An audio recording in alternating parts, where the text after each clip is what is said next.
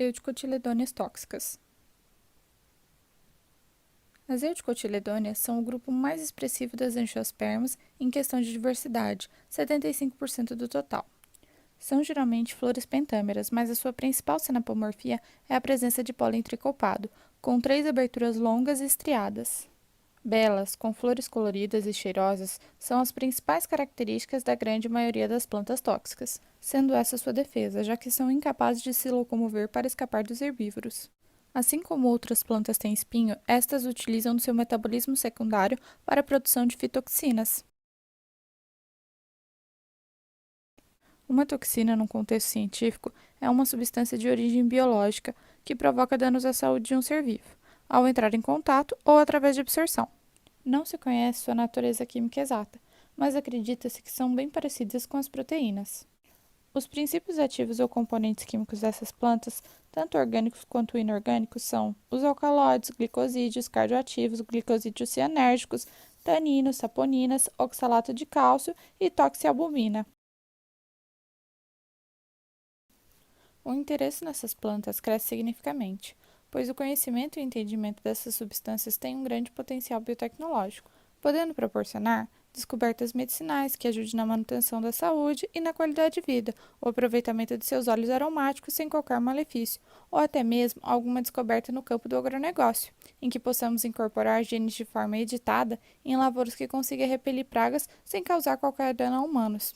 Tudo isso ainda está muito no campo das ideias, mas é exatamente isso que busca a biotecnologia: inovação. Aplicação tecnológica através de processos biológicos, como os das plantas tóxicas em questão. A pecuária é um ramo que se preocupa muito com essa área, pois os ruminantes são os animais mais suscetíveis à intoxicação. O desconhecimento de toxicidade de algumas plantas vem causando prejuízo às criações.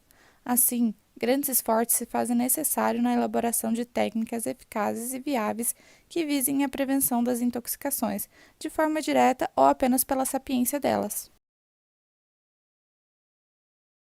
Desde sempre, a humanidade conhece os efeitos das plantas, tanto das boas quanto das más, mas como disse o médico e físico Paracelso, a diferença entre o veneno e o remédio é a dose, e realmente, já tivemos várias aplicações dessas afirmativas em diferentes contextos.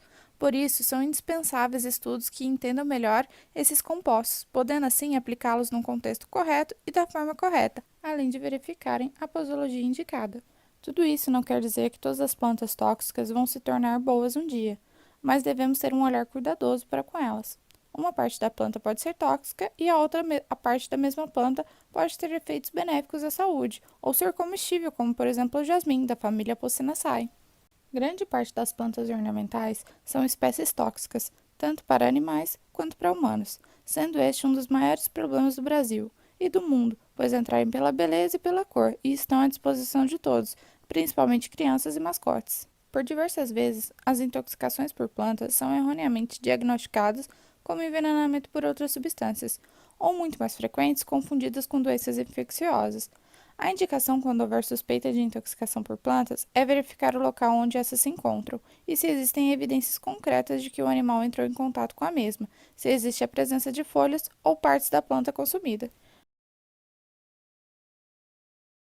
Devido ao grande número de espécies, as plantas tóxicas são estudadas em grupo, podendo estes ser formados de acordo com a divisão regional, com a ação patológica ou de acordo com as famílias botânicas. Com as pesquisas realizadas para esse trabalho, encontramos muitas espécies de diferentes grupos que são tóxicas, mas no grupo das Eudicotiledôneas, uma das ordens que mais tem representantes dessa natureza são as Solanaceae com a Solanaceae, Malpighiales com a Malpighiaceae e Euphorbiales, a Gentinales com a Apocynaceae e Rubiaceae e a Caryophyllaris com a Cactaceae. A Tevetia peruviana da família Apocynaceae é uma espécie laticífera nativa da América Central e do Sul, conhecida popularmente como chapéu de Napoleão, muito comum na região de Foz do Iguaçu. Todas as suas partes são tóxicas, principalmente as folhas. O látex possui uma intensa ação enérgica e purgante, além de ser altamente cáustica. Sua toxicidade é pela presença de glicosídeos cardíacos. Esses glicosídeos podem ser subdivididos em dois grupos: cadeia de 23 carbonos, carbonilídeos, e outro composto de cadeia de 24 carbono, os bufenodienolisteus. Seus efeitos inibitórios sobre a atividade cardíaca estão associados à presença de uma cadeia insaturada de lactona à estereoquímica da molécula. Esses glicosídeos são usados na medicina para o tratamento de insuficiência cardíaca e intoxicações, que podem ocorrer depois do consumo de chás preparados por parte das plantas ou depois do consumo de flores, folhas ou sementes das plantas que contêm substratos com essas estruturas moleculares. Os compostos tóxicos presentes nas sementes e demais partes da planta apresentam atividade inseticida, rodenticida, molusicida, antibacteriana e antioxidante. Diante do potencial biotecnológico dessa espécie, objetivou-se estabelecer um protocolo de regeneração in vitro, que permita a obtenção de plantas em condições controladas de laboratório que possibilite estudos posteriores de caracterização bioquímica da Tevetia peruviana.